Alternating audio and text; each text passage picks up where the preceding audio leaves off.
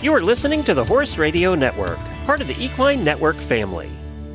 This is episode 704 of the Dressage Radio Show, official podcast of the United States Dressage Federation on the Horse Radio Network, brought to you by Kentucky Performance Products. On the show today, we are joined by Ruth Hogan Poulsen, who will tell us what is new for the Dressage Riders Journal in 2023.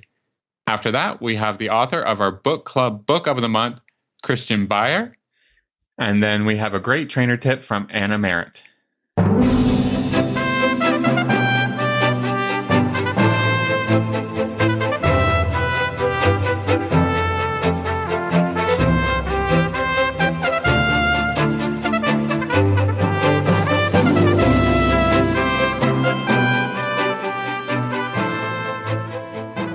This is Reese Koffler-Stanfield in Loxahatchee, Florida. And this is Philip Parks from Rockwood, Ontario, and you're listening to the Dressage Radio Show. Hi, Phil. How are you? I'm doing fine, just trudging along. That's that's how the winter goes up here, right? Yeah. Yeah. But I'm still finding ways to be creative and of course work hard. So I don't know if I've told you before, or but I will bring it up again that kind of January and February is when I train the horses, but with no spurs, no whip. So, and sometimes no stirrups. So, we're just finding things to do and really, working on myself and working on my seat and lots of good stuff going on.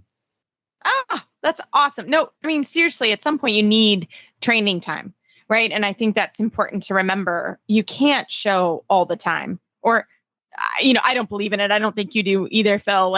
I feel like the horses will take time off if you give it to them or if you don't, so I'm with you. I typically now train more in the summer than I do in Florida, but I'll tell you this winter, I'm mostly training. I'm actually not showing very much. I don't have any horses really that are ready to show for various reasons.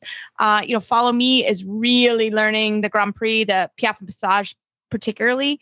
And then I have a couple other horses that are just, for whatever reason, sort of not in a showing season, which is kind of nice because I'm really spending money on lessons, which we can do down here because the coaches are here. So I'm really taking advantage of that money for more training, which has been a lot of fun. The last 2 years, I've shown every weekend. I've been really busy and hit showing hard. So that's been a fun season down here too. So I may also be showing a little bit more in the spring and summer up north, but in a typical year, I'll show here and train in the summer in Kentucky because it's hot. And so I do believe that they can't show all year round. I don't think that that's good for anybody. So I'm with you. We're very, very actively training here. This is the height of season. I think we're 5 weeks in and of the shows. And this weekend's a World Cup qualifier. So that's going to be really fun. And all my jumpers, I think I've mentioned it before, but Phil knows for sure. But I ride a lot of jumpers and work with a lot of top level show jumpers, Grand Prix horses, and they're all jumping. So I usually see them early in the week. I see them sort of Tuesday or Wednesday, and then they go and jump for the rest of the week.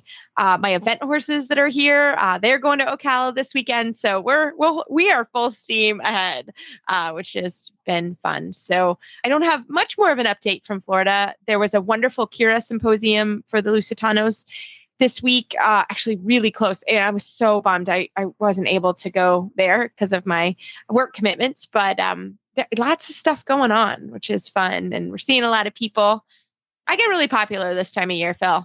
I don't know why. So you were going to give us an update on, what's trailer life? How's the camping going? So I think I did mention it on one of the shows earlier in the winter or in the fall, but I actually bought a travel trailer and for my brother. So it was actually a family purchase, and my brother has become the RV assistance man. If I call, he better answer, especially that first few days when I was hooking it up for the first time. It was kind of a nightmare, but it's all hooked up, and I will be honest, I actually like it. I wasn't sure. I was really nervous if I would like it. So it's big. It has 2 rooms and a bathroom, and I am literally right outside the barn. So I love that. I actually really rest well here. I think partly I rest well because literally I have my dog and my horses that I'm in charge of are within 200 feet of me. So I can, feel like I can hear what's going on. So that's been great. And plus, I think I'm also just exhausted by the time I go to sleep. But yeah, my dog really likes it now. He was nervous in the beginning, but we have a good little routine and we kind of know how we do things now. And yeah, it's been quite fun. I'll post a picture of it. I have a cute little mat. And Winston has like a big pen, like kind of a dog kennel outside. So he has a place to go if he needs it. And cute little chairs. And yeah, my friends gave me like a tabletop fire pit. So I have that. So I'm pretty set up. I'm not going to lie. I kind of like it. I have internet so I can do the show. But I've been, if I can get through a Netflix show, I'm thrilled. And so I've been happy as a little camper, not going to lie. I kind of like camp life. Okay. Well, we're going to have to keep getting the updates every couple of weeks or so. And I have a new repairman. Nice repairman that I can call if necessary, which is good. I'm really close to Lion Country Safari, if people know the area. So there's like a big campground there. So I had a problem and I actually went over there and I asked them, I said, "Oh, do you have names of reputable people?" So I've been using my resources. So yeah, I like it. It's not bad. I'm probably gonna, it's gonna come back to Kentucky and I'll probably keep doing the show. It's quite nice to do the show from in here because it's quiet and the boys know, my husband, we record around dinner time. So my husband's always like trying to make dinner and that kind of stuff. So I may keep it. I may kind of keep enjoying it. Nice little office space. Yeah, exactly. And when Phil comes to visit in Kentucky, he'll have a place to stay. So yeah, I think so far I'm liking it. Okay. Positive reviews from yes. Camper Life with Reese. Maybe you'll have to start a different podcast. I thought about it. I actually, have done a few, but yeah, I just, as you guys can imagine, I actually don't have that much free time. So I haven't done anything with the blog. So, but yeah, I'll keep the updates coming for sure. Cool. Well, we have an awesome show this week. So we're going to get started right after this commercial break from Kentucky Performance Products. No words can describe the depth of the bond between a horse and his person. A kiss at the gate just before you turn him out. The soft touch of his muzzle on your hand as he scoops up the treat out of your palm. The warmth of his body under your legs as you saunter bareback across the pasture. The beat of his hooves as you gallop in perfect rhythm cross country. The sensation of flying as you clear the oxer. The sense of peace that comes over you as you walk together down the quiet trail. The sound of him contently eating his dinner. The feel of his warm, soft coat under your hand. The feeling you get when it's just you and your horse. It's why we do what we do at Kentucky Performance Products. This feeling is brought to you by Equidual. Fight back against an energy crisis that can impact condition and performance. Equidual is a high-fat, low-starch and sugar formula that was developed to safely meet the energy needs of your horse. The horse that matters to you matters to us. Ruth Hogan Poulsen joined us a couple of weeks ago for this interview. Now it's an annual tradition to have FEI rider, trainer, and Paralympic coach Ruth Hogan Poulsen on. Hi, Ruth. Welcome back. Hi. Thanks for having me. Good to hear you. I know. Normally we have you literally the first show of the year, but you and I are in Wellington and it's really busy. So we're really happy to have you tonight to discuss. You have the best dressage rider journal that you produce every year, and it gets better and better. So let's talk about what are some new goal setting questions and answers that you have in the journal this year. Well, we have the basic structure is the same. And I think the beginning is so valuable because not a lot of people take enough time to kind of assess what their goals are, what their strengths are. Many people don't do that. Most of the time when I talk about asking my students for their goals, the first thing they tell me is all the things they can't do. And I say, yeah, but what about this and this and this? I need to know your strengths as well as your weaknesses, because we all have them and we all have to use them as good tools.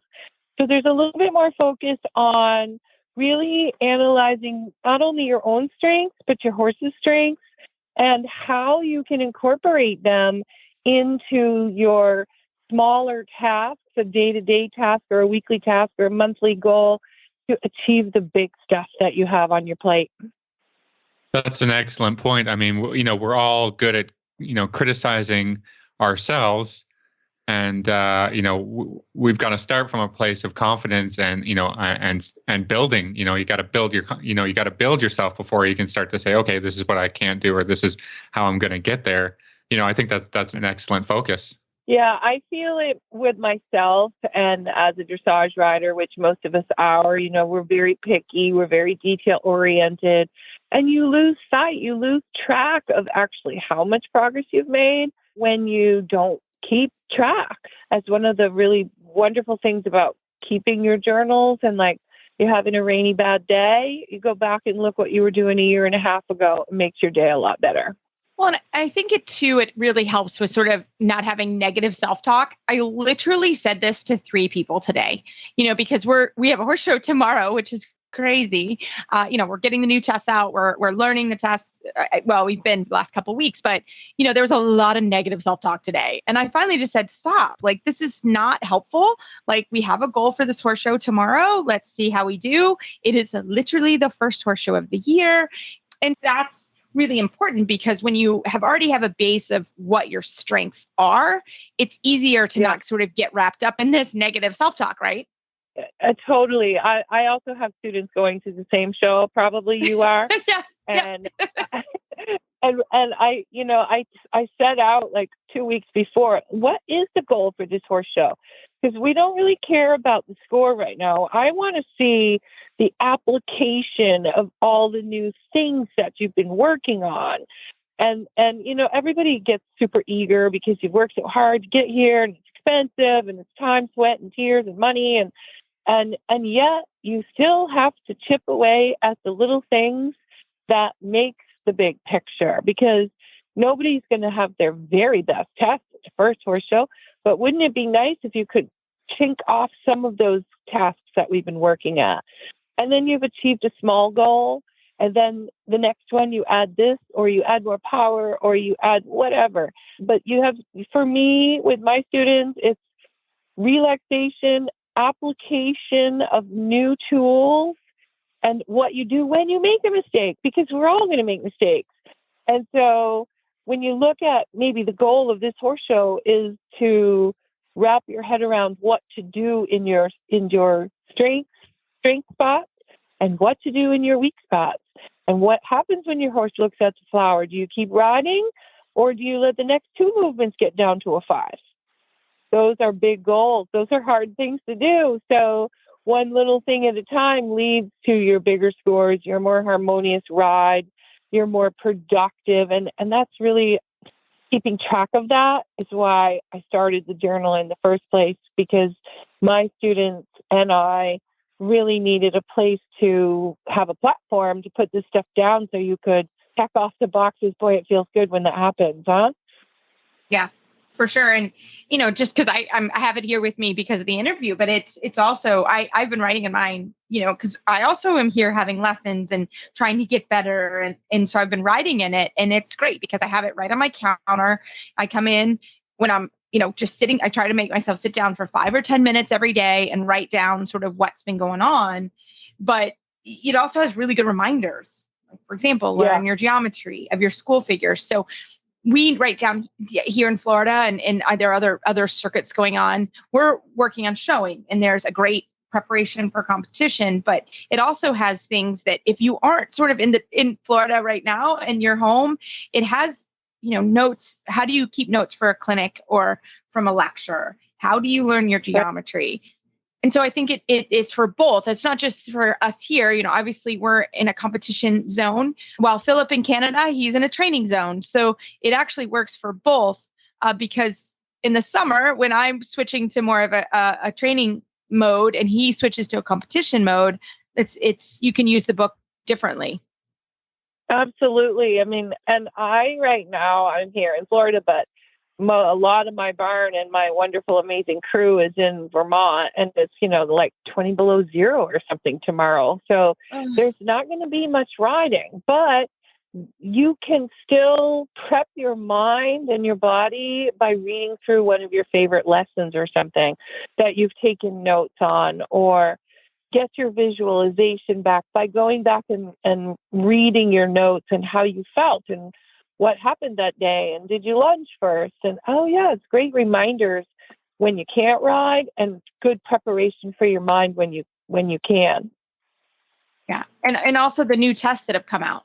I mean, this is new for everybody, so it's a good time now to look at their figures that are in the book, but it's also a good time to sort of look at that and know, okay, your tests are going to be different even if you're at the same level, right? Right. So some of them have changed and some of them haven't, but all of them have had some little changes, whether that's wording or a different coefficient, might be the same pattern. But boy, if you don't read through that judge's test, the score sheet itself, and read those directives, you're missing out, because the score sheet is telling you what that judge is judging you on in the priority in which they are judging you on. And so I find that to be very helpful, to read through it and write down my polls. Like, I always drift left before I turn right off the center line. Don't do that, Ruth.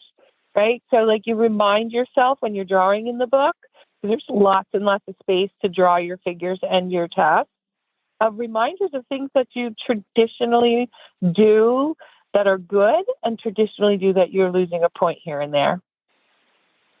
Yeah, I mean, that's a great point for people up north here. If you're planning on showing this year, you can start on like figuring out the patterns of each test and what's new, what's different, and just break it down, movement by movement, and kind of write down, okay, today I'm gonna work on the center line halt, and then you can do that for a week, and you can get it really good before you ever have to kind of trailer out to a horse show and show the judge what you're doing, what you're learning. Yeah, that center line is the same 10 points as a circle or a flying change, so like the small details of focusing on that now, where then you don't even have to think about it, of being straight on the center line, really makes you be able to ride more expression or whatever, more confidently down that center line when you've already practiced it and you know what you're going to do. And Ruth, you also put it, and I don't know if it was in last year, but you talk a little bit more about Cavalettis, and also there's great dimension. Can you talk a little bit about that? Yeah, so I did add a couple more pages of geometrical figures, and like the 3-loop serpentine, which I also have a written and an audio explanation on, and I have something exciting to say after that. All the figures are in there. I did also include last year, but there's more this year and some different, of the use of Cavaletti and ground poles for cross training, for suppling, for engagement, for use of the lower back, and how to ride them. So they're tucked in there in the month where they kind of gradually increase in the level of difficulty, the ground pole use. And, there's only so much space to write, but most of the ones that are there can be used in walk, trot, and canter. And there's a handy little cheat sheet in there also of how far to space them for the average horse. So that's helpful when you're thinking, well, how close do I put them when they're on the circle? So for example. Yeah, I think that's great. I mean, in a couple of weeks here, we're going to be reviewing a book by Christian Baier. It's called Arena Tracks, and it's got lots of great pole work there too. I mean, this is what we're kind of doing here in the winter, is like, things that aren't necessarily traditionally dressage practice, but I love doing pole work. Like you said, tomorrow it's going to be minus 20, I'm not going to be riding the horses, but they can certainly get out in the arena and be doing something.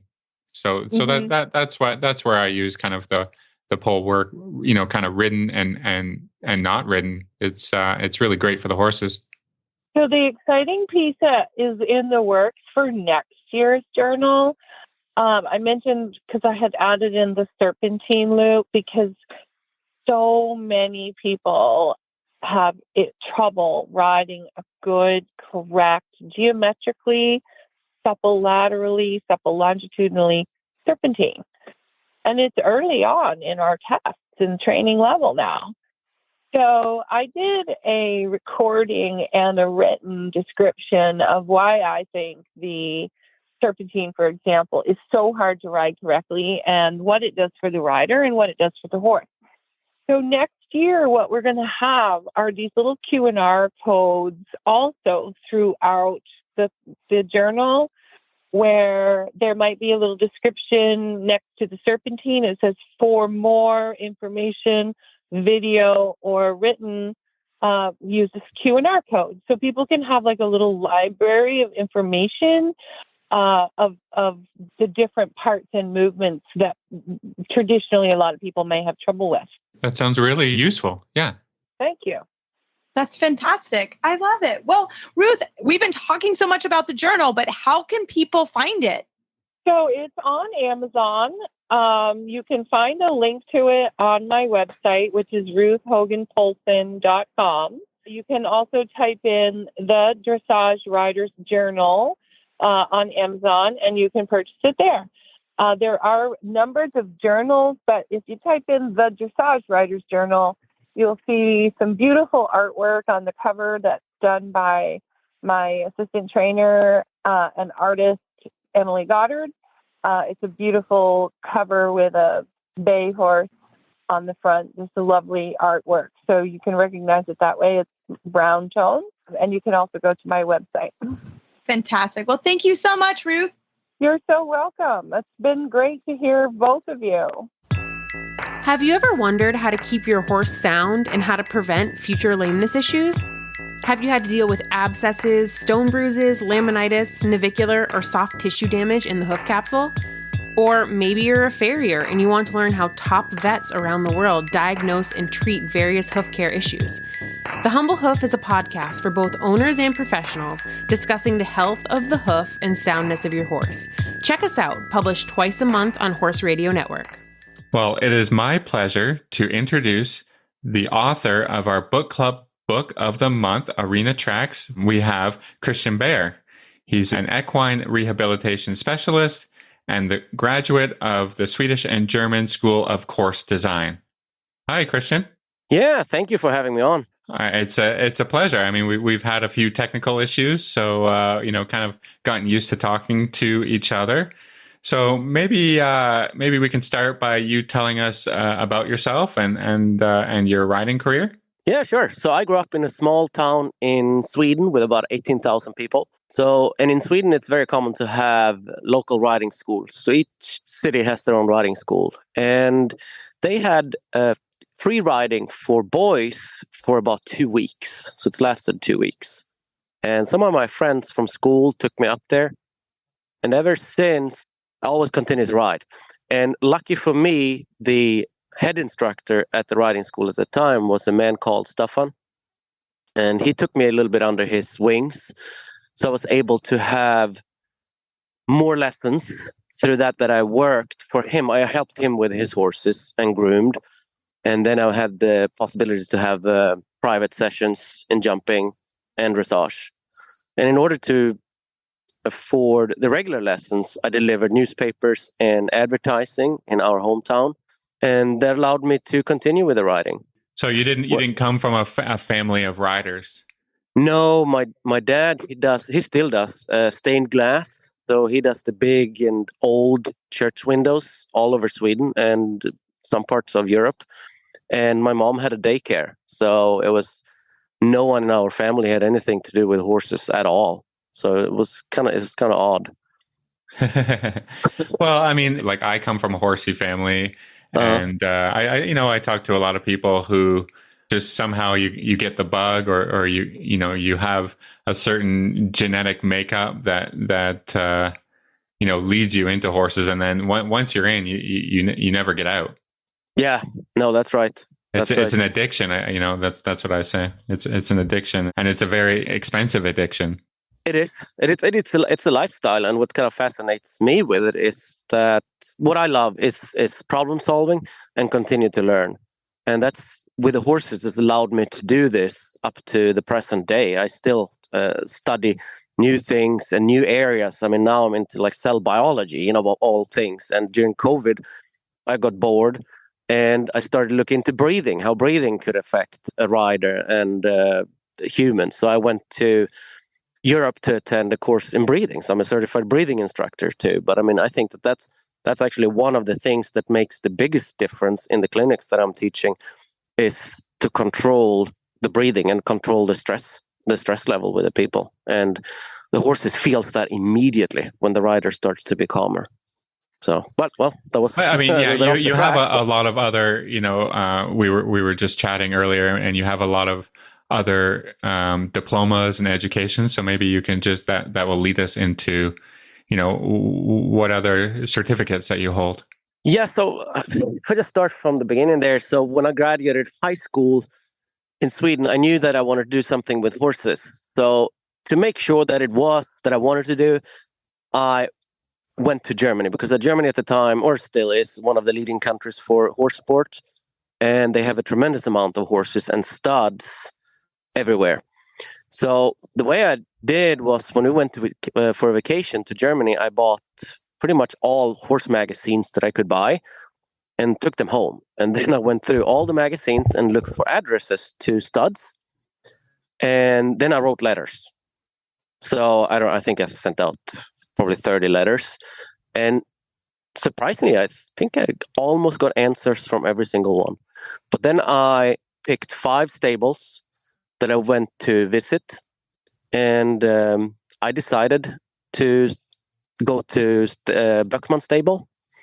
They had about 400 horses at the property at the time. And coming from a small town in Sweden, I mean, you've never ever seen anything like it. So it was like an amazing experience. So I decided I was going to go there for a year, which I did. But in that time, they just started a new university education in Sweden. So I thought, okay, maybe I should try that. And so I sent in the papers there, and I think they had between 400 and 600 applicants for about 30 spots. So for the testing, for the selection, it was a 2 or 3 day test, I think. And you had to run, and it was an interview with psychologists and all of these things, and ride, of course. And then when I got accepted, that's when I started there.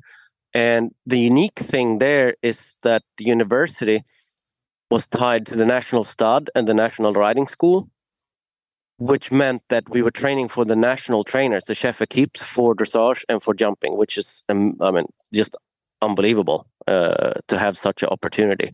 So all the best teachers in the country, including Kyra Kyrklund, for example, and Peter Eriksson and Jens Fredriksson and whoever else it was.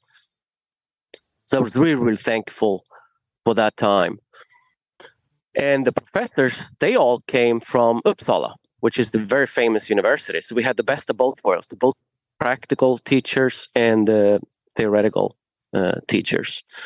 So after that, I decided, okay, I think I want to go back to Germany. So I went back to Germany, to northern part of Germany, and worked in a kind of smaller size barn, but they took on mostly problem horses. And I don't really like the term problem horses, because they aren't really problem horses. It's us as humans, we make them into problem horses. But anyway, that's what it was. So I worked there for a year, and I thought, okay, I probably want to compete a little bit more. So I looked at the stud, or got offered a job at the stud in southern Germany. They had about 100 horses at the time. Beautiful area, close to Switzerland and Lake Constance. So I went down there, and you had about 16, 18 horses on my list, and competition every weekend. And after 2 years there, another stud owner, also about 80 to 100 horses, offered me a job as head rider and head trainer at the place. So I took that, and I actually stayed with him for about 10 years, almost 10 years, and took horses from foal up to Grand Prix level jumping. But then, of course, the way it works at studs is that when the horses get to a certain level and they are easy to ride, they get sold. That's just the nature of what we do. But then, tragically, the owner got sick and he passed away. And then family took over the stud, and they didn't really have the same philosophy. Very nice people, but not the same philosophy. So I thought, okay, this is probably time for me to change. And I had been to Dubai a couple of times, so I thought, okay, maybe I should work in Dubai. And then, just weirdly, I got an offer from Bermuda. And Bermuda is a very, very tiny island. It's the widest part is 1 mile, and it's like 22 miles long, I think. So I decided to take that job. So I went to Bermuda and was the head instructor at the biggest riding school there. So we had about 50 horses on the property. And about every second weekend during the season was a horse show at the National Equestrian Center there. So there's quite a few riders from Bermuda that end up in the U.S. Yes. Yeah, no, that's correct. That's correct. And actually Canada and UK. So it's strong ties to Canada. Most of the financial people are either British or Canadian, actually, in Bermuda. It's really fascinating. So, well, that was an interesting place. And during that time, I got to know Olaf Petersen, which is, I think, the only course designer that has designed 2 Olympic Games. I might be wrong, but I'm pretty certain that that's the case. So anyway, I got the invitation to the International School of Course Design in Aachen. So I went there and graduated from there and went back several times ever since. And that took me then to having my own business again in Germany for about half a year. It was kind of short-lived because I did meet my wife at the Aachen School of Course Design. And she already had a farm here in Tennessee. So we decided, okay, we should probably start to work in Tennessee and use this as our home base. So that's how I ended up in the United States. So, and I love it. I love it. I really like US because I think the people in general are very positive. They are very open to new ideas. And so that suits me very well as a highly energetic person and always looking for new things to learn. So you've taken all that knowledge and, what was the inspiration in writing this book? Tell us about Arena Tracks. Okay, so it started with me going to China, and I visited 3 cities in China and a couple of riding schools. And then one of them stood out. There was a riding school in Nanjing. They have a great program, but they wanted structure. And they have some influence from the British Horse Society, but I think they were looking for something a little bit different. And then I thought, okay, I can definitely help them out.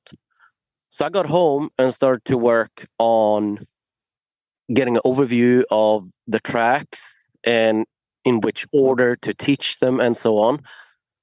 And then I realized when I started to look things up that there's not really anywhere where I can direct people to look this up. So I thought, okay, I'll just create it on my own. So that's how the book Arena Tracks got started. So it was not because I had the idea to make a book. It was out of necessity. Okay, and, one place to go and look up, all the different figures. Exactly. And I mean, in the modern day, we get information pretty much anywhere, anytime. From YouTube, you can teach yourself pretty much anything. But the problem that we're having is that we have the information, but we don't have the structure. And information without structure is very hard to use. So if you use the right piece at the wrong time, it's unfortunately also wrong. Right. So I think that that's very important. So that was my main goal with the book, to put the structure to everything that I did. And even if a rider or a trainer don't use it, but hopefully that sparks some creativity and understanding for the structure of how to ask for certain tasks from rider and a horse so that it's always correct. against the horse? Yeah, I think, this book, I've had it a little while now, and I've been going through it, and it doesn't describe all the things that you can do in dressage, leg yields and shoulder and, like all, but it has the, simplified figures, which is great. And it, the diagrams explain exactly where, for instance, the 10-meter circle goes and how to place it in an arena, a small arena and a big arena. Because, in my experience and in my teaching, you can say to someone, do a 10-meter circle at M, for instance, but people need to have some visual ideas of where and how a 10-meter circle works. Yeah. Right. So I think that is super important, because you can't have all the benefits of a nice 10-meter circle if you don't know where you're going. Right. I think that's exactly. And just take example as the serpentines, the 3-loop serpentine. It looks very, very different in a 20x60 compared to a 20x40. It's a very different task, right?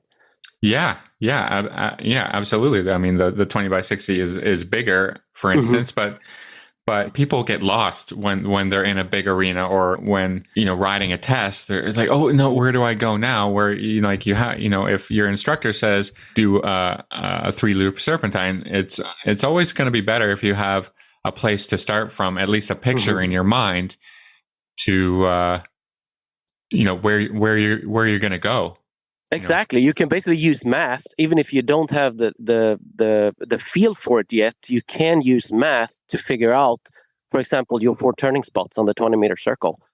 That is possible, and then eventually you will have a feel for how the symmetry should feel if it's done correctly. The other thing that I like about this book, especially for me, stuck indoors in the winter, is it has like a great introduction to pole work, right? And we always say like, oh, you should do, everybody knows like, oh, we should do pole work, but don't know exactly, where to put them or how to make the pole work interesting. And your book starts right from scratch, like, okay, well, place a pole here, and then 3 feet, or if you're doing trot poles, you're going to place another pole. Like, it's just, the diagrams are amazing and clear, and you can figure out, how to do all this, poles on a diagonal. And then it has some exercises in creating big strides, short strides, and you can structure your rides, even if you don't know how to set the horse up in good balance. You will by you ride a few days, these pole work, and you can do it, and the horse can do it. Yeah, it will definitely take you a long way when you follow a good rhythm and a good track. You have a lot of obstacles. You have overcome a lot of obstacles within your training. Then of course it's more to it than that, but that gives anyone, I think, a very, very good start, and a very, very horse-friendly start, because nothing will be abrupt or harsh against the horse, which I think is very important to consider now in the modern world, where we talk about a social license to operate, right? So I didn't talk much about that in the book about techniques, because I don't want to create a lot of a discussion about opinions how to train with that book, because I want it to be very broad so that everyone can use it, and not put anyone outside the book, so that they feel that they're not invited to use it because they ride in a different way. I wanted definitely not that to happen. But I do think that the social license to operate is something that we all, as a trainer and a rider, have to consider. It might not be quite as big yet in United States, but in Europe, it's really there. Some people and big people talk about that we're not allowed to ride horses in about 10 years' time. And I know that in German TV, I think it was yesterday, prime time was a big investigation about treatment of riding horses in Germany. So it's definitely coming, and I think it's important for all us horse people to show that what we're doing with the horses is correct, and it's friendly against the horses. Yeah, I mean, I think with training should be of benefit to the horse. It's like you said earlier. There are no problem horses. It's just through humans interacting with them that you create situations in which the horses don't have a choice. Do you know what I'm saying here? Yes, of course. Yeah, that we always ask why. Always why. So if the horse cannot do leg yield, for example, that I have to ask myself why. It's probably not because it doesn't want to. It's probably something there that limits that. And then if I can find out what it is that causes that, now I can move on. And let's say it's never able to do leg yield, then should we? That is the question that we have to ask ourselves. And I think when, for example, money gets involved, it gets very difficult, because let's say you go out and you buy a jumping horse for the 150s or a Grand Prix dressage horse for $200,000, $150,000, and now the horse can do it, but it doesn't really want to do it. Then should we do it? That is a very, very difficult question, and it's because it's a lot invested in it. So I think it's it's just something to think about. I just want to open that way of thinking a little bit.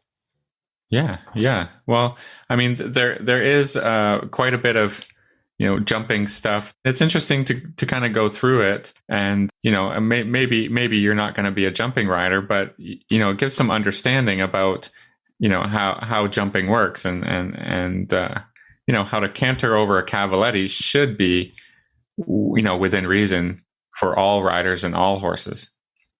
Totally. And if you go back to the word dressage, that it basically all it means is training, right? It's the French word for training.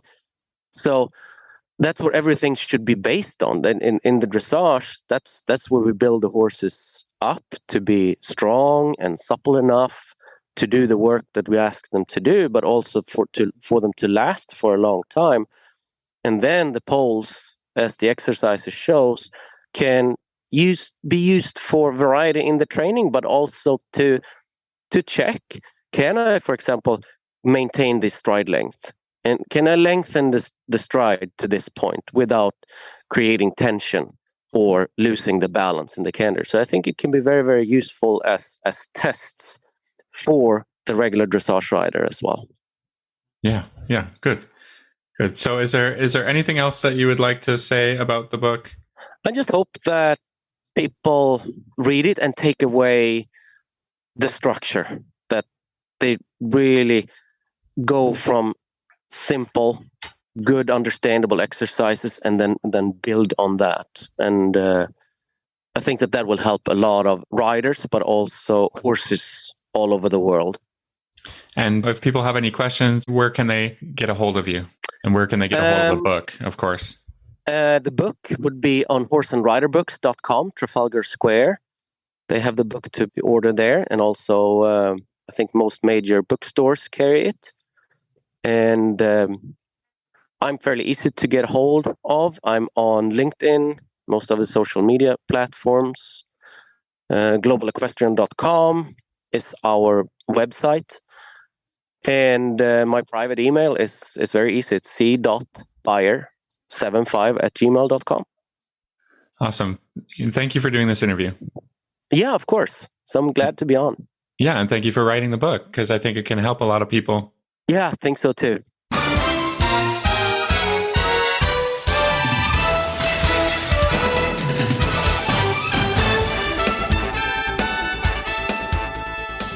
Well, for this week's Trainer Tip of the Week, we have Anna Merritt, FEI rider and trainer from Ocala, Florida, on the line. Hi, Anna.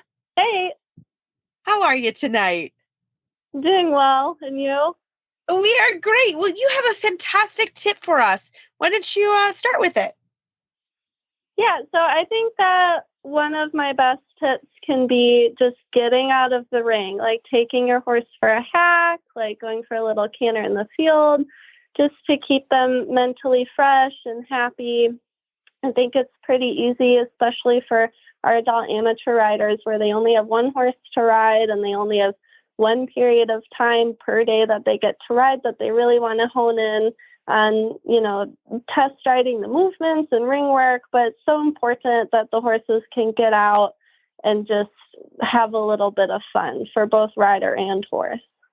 No, I love this because it is true. Like, it's hard to not want to get on and focus on a test, right? Or focus on something very specific that you want to do. But you have to remember, it's your horse is also part of the equation, right? And we want to vary their day, their work and their day. It's hard to go to work in the same spot and do the exact same thing every day at the same time. And then if something changes, you know, the horses are like, oh, this isn't what we do. And I think it's so important to get out. Now, and I have to fess up, and everybody knows this on the show. I don't love to hack out. But so it's really I hate it. Well, some horses, my Grand Prix horse is the worst. He's terrible. But I do have to force myself out of the ring because I agree with you. I think it's really important. So do you have some tips for people where, I mean, I don't love it. And like down here, there's alligators and there's just things, and it freaks me out. So do you have some tips for people that don't necessarily like to go out and hack? Like, what are some things that you do with a student if they're like me and they don't love it? So what are some things? Because I think some people get stuck in the ring because it's scary to venture out of the ring sometimes. Do you have any thoughts? Yeah, so if it's not an option for you to like ride out and go for a hack, like you don't have the facilities for it, or you're just not willing to, like it makes you uncomfortable. I mean, you can have your trainer hack your horse out, you know, there you go. Yeah, you're uncomfortable. No, I was gonna say, or somebody that's really comfortable. Anybody. Yeah, right. Somebody that would enjoy to do that. And then for yourself, like for you and your relationship to your horse, you can mix things up in the ring as well, you know, just with simple cavaletti work. It's so easy just to put a few poles down and just do stuff like that. Mix it up a bit.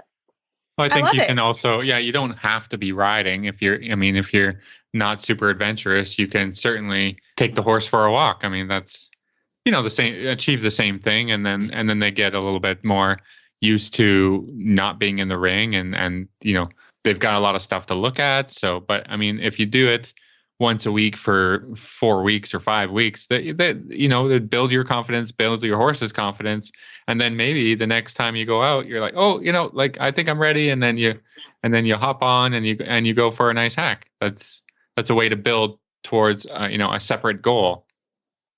Yeah, that's a really good point. Just taking baby steps, you know, even if it's just hand grazing your horse around, and then you can see how your horse is handling the environment outside of the ring. You can see that, you know, they're quiet, they're not going to do anything, and there's nothing to be worried about. Or maybe they're not quiet and they're spooky outside the ring.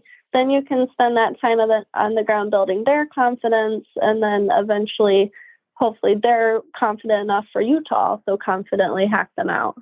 Yeah, this is what I do. I mean, I don't like to take young horses out for the first time. It's never been a strength of mine, but I am very blessed to have great assistants who are really confident at it and great event riders in my life.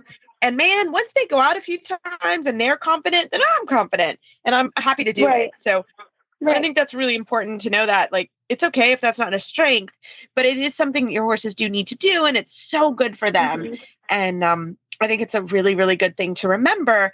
And I think especially, I mean, Phil, you know, obviously we're in Florida right now, so we can get out and do. I mean, any other suggestions that you have for people that are stuck in indoors? I mean, right now you guys are stuck. It's winter. So any thoughts? I mean, yeah. I mean, the pole exercise one is great. You know, either, you know, kind of lunging or, you know, I've said before on the show that we integrate, you know, over the winter, we integrate poles and, you know, and stuff like that into our routines. So we're just doing something different. Yeah, exactly. You have to work with your environment. And if you're stuck in one ring, then you have to get a little creative sometimes. I have some clients that enjoy doing like Liberty groundwork in the round pen with their horse. That's fun for them. They get to bond, you know, and it's just something different for the horse to think about as well. Yeah, I love it. Well, Anna, great tip. How can our listeners find you online to find more? I'm on Facebook. That's just my name, ANNA, last name Merritt, MERRITT. And I'm also on Instagram. My handle is Anna T. Merritt, spelled the same way. Fantastic. Thank you, Anna. Great. Thank you guys so much. Well, as always, keep those emails and Facebook shoutouts coming. We love them and we love giving trainer tips for you guys. It makes our day. As always, you can find our show notes and links to today's guests on our website, dressageradio.com. Like us on Facebook, just search Dressage Radio Show. Follow us on Twitter at Horse Radio. My website is maplecrestfarmky.com and my email is reese@horseradionetwork.com. I think the best place to find me is on Facebook, or my email is philip@horseradionetwork.com. I'd like to thank our sponsors this week for allowing us to put on a good show. That's Kentucky Performance Products. If you'd like to support our show and the Horse Radio Network, you can do that through the auditor program found at horseradionetwork.com. Everybody, keep your heels down and your shoulders back, and we will talk to you next week.